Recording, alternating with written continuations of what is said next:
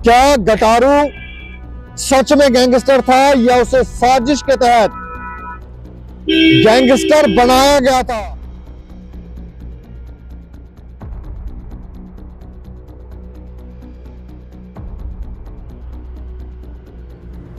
नमस्कार दोस्तों, मैं हूं Deepak Singh, times of state से। क्या गटारू सच में गैंगस्टर था या उसे साजिश के तहत गैंगस्टर बनाया गया था? गटारू की हत्या जीवल के पौष इलाके में हुई और अब तक जिन लोगों ने, जिस खौफ गैंग के गुर्गों ने हत्या की, उनका कोई अता पता नहीं है। गटारू कहां जा रहा था, कहां रह रहा था, आज आपको विस्तार से बताएंगे। यह भी बताएंगे कि खौफ गैंग के साथ उसकी क्या शत्रुता थी। जानकारियां तो यह है कि गटारू, सुमित जंडियाल उर्फ गटारू गैंगस्टर नहीं बल्कि एक बिजनेसमैन था और बिजनेस में कभी कभी घटनाक्रम ऐसे बन जाते हैं कि आपस में झगड़ा हो जाता है। तो उन मामलों को लेकर पुलिस स्टेशनों में उसके ऊपर एफआईआर लॉन्च हुआ करते थे, लेकिन वो कभी गैंगस्टर नहीं था और ना ही उसने कभी इस तरह का कोई अटैक किया है, किसी हत्या को अंजाम दी है। इस तरह की जानकारियां हैं। ये खबर आज आपको विस्तार से बताने जा रहे हैं, पूरी विस्तार से बताएंगे कहां, कौन, और जो खौफ गैंग की तरफ से इंस्टाग्राम पे पोस्ट डाला गया है उसकी क्या सत्यता है, वो भी आज आपको बताने जा रहे हैं। जम्मू के जीवल इलाके में सुमित जंडियाल उर्फ गटारू की हत्या ने पूरे क्षेत्र को झकझोर कर रख दिया। बताया जा रहा है कि खौफ गैंग के गुर्गे लगातार सुमित की हर गतिविधि पर नजर रखे थे। दिन भर उसकी रेकी की जा रही थी। सुमित अपने माता पिता के साथ मिलने और उन्हें गर्म कपड़े देने के लिए जम्मू से विजयपुर जा रहा था। अगले ही दिन उसे अपने परिवार और करीबी रिश्तेदारों के साथ महाकुंभ स्नान के लिए रवाना होना था।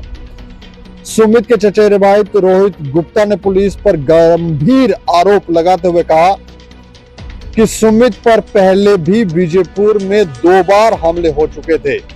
इन घटनाओं की जानकारी पुलिस को थी, लेकिन उन्होंने कोई सुरक्षा प्रदान नहीं की। रोहित का कहना है कि हमलों से डर कर सुमित जम्मू के अखनूर रोड पर रहने लगा था। परिवार का कहना है कि सुमित को जबरन गैंगस्टर बताकर पुलिस ने उनके परिवार को आहत किया। उन्होंने कहा, यदि सुमित गैंगस्टर होता तो वो अकेला गाड़ी में यात्रा नहीं करता।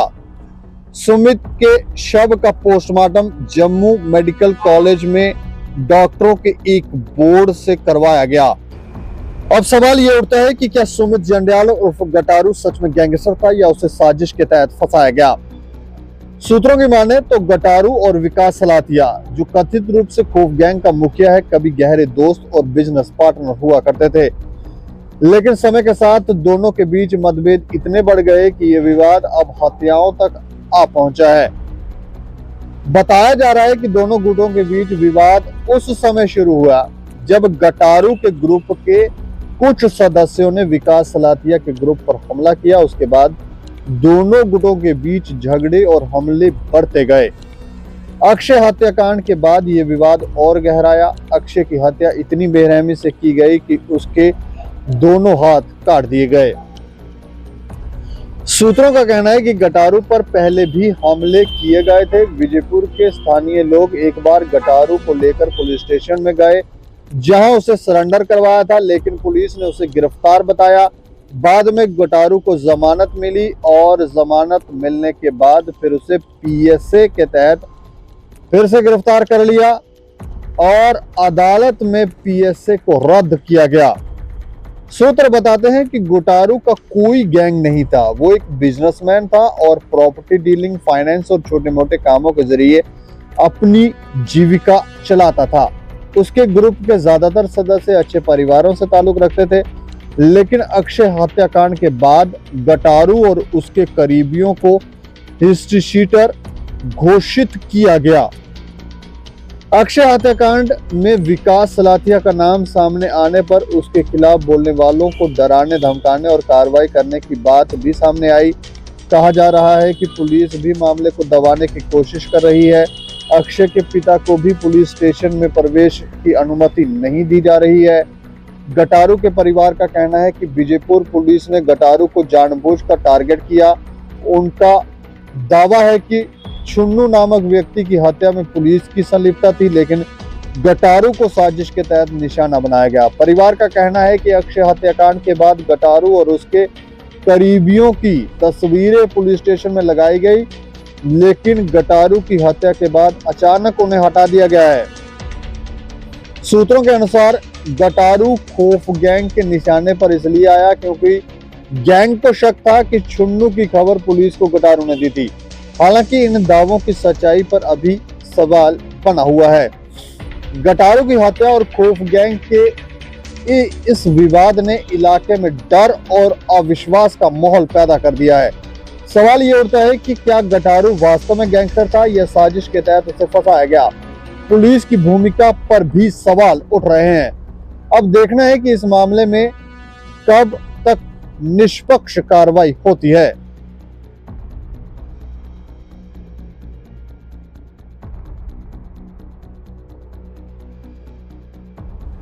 सुमित जंडियाल उर्फ गटारू की हत्या ने कई सारे सवाल पुलिस प्रशासन पर भी उठा लिए, पुलिस के अधिकारियों पर भी उठा लिए। अगर गटारू गैंगस्टर नहीं था तो फिर क्यों उसे गैंगस्टर कहा गया, क्यों उसका गैंग बताया गया, जबकि सूत्र ये बताते हैं कि वो बिजनेसमैन था, उसने कोई गलत काम नहीं किया है। छोटी मोटी लड़ाइयाँ हर जगह होती हैं, उसकी एप्लीकेशन लोग देते रहते हैं, FIR लगवाते रहते हैं। PS से भी लगाया था, वहां पर भी कोर्ट में जब चुनौती दी गई तो पुलिस को वहां पर भी लताड़ पड़ी कि बताओ इसका कौन सा गैंग है। PS से क्वैश कर दिया गया। और अब जबकि गटारू के ऊपर 1-2 अटैक हो चुका था, उससे कोई सिक्योरिटी नहीं दी गई, ये भी एक बहुत बड़ा प्रश्न उठकर सामने आ रहा है। पुलिस ये कहती है, हमने उनसे जानने की कोशिश की कि क्या इस मामले में कोई गिरफ्तारी हुई है, क्योंकि हत्या को अंजाम देने के बाद उसके गुर्गे जो हैं वो सांबा की तरफ ही गए हैं, तो क्या पकड़े गए हैं या नहीं। वो कह रहे हैं कि अभी छापेमारी हो रही है, लेकिन अब तक कोई गिरफ्तारी नहीं है। अब देखने वाली बात है कि आगे चल के क्या होता है। इस खबर के ऊपर आप प्रतिक्रिया रखें और देखते रहें टाइम्स ऑफ स्टेट। मुझे और मेरे सहयोगी को दें इजाजत। नमस्कार।